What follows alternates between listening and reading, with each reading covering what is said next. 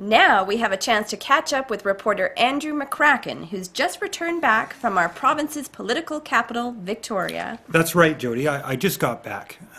It was an absolutely Olympic trip. HST. Amen. I understand you were following a story about school closures.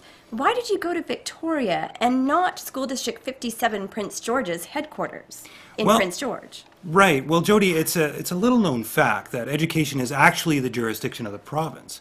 You see, school districts are really just the puppet of the province. Decisions are really taken in Victoria. I guess that makes sense. Tell me about the view from Victoria. How do politicians feel about the potential closure of the Dunster Fine Arts School? Right. Well, actually, it surprised me. Politicians were really disappointed to learn that the Dunster School is closing. Really? Yes, Jody. Well, I have to say I'm surprised. And the feeling in Victoria is that the politicians are going to do everything they can to prevent children from having to go to McBride or Valemount for their education.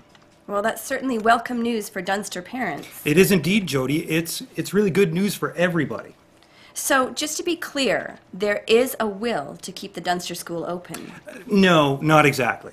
Sorry? You see, Victoria had no idea that there were still rural schools left in the province. I see.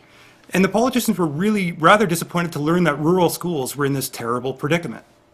I don't understand. Well, it's quite simple, really. I'm sorry, but you just said that the politicians didn't want Dunster students busing all the way to McBride or to Valemount. Well, Jody, you see, with the rising cost of fuel and the new carbon tax, busing is really expensive. The Liberals have an ingenious, low-cost, eco-friendly plan. Rather than diverting children from Dunster Fine Arts School to Valemount and McBride, and later diverting Valemount students to the McBride School, they've got a total rural solution. What do you mean? Well, it's still in the preliminary stages, but with the right policy decisions, they can vacate those bothersome, expensive communities like Dunster, McBride, and Valemount and focus on providing top-notch services to all the residents of British Columbia in a really cost-effective way. Interesting. Yeah, it's a really good use of tax dollars. But will people stand for it?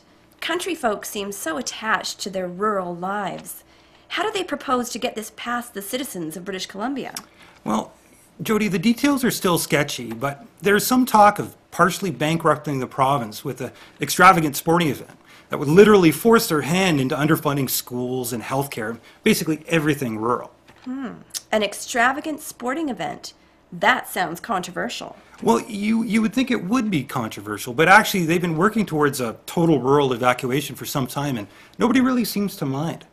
Personally, I'm feeling rather good about the whole thing. How so? I think I'm on some sort of Olympic high. Oh, well, thanks for your report. HST, and thank you. Thanks. Stand by for our coverage of another extravagant sporting event, Winterfest.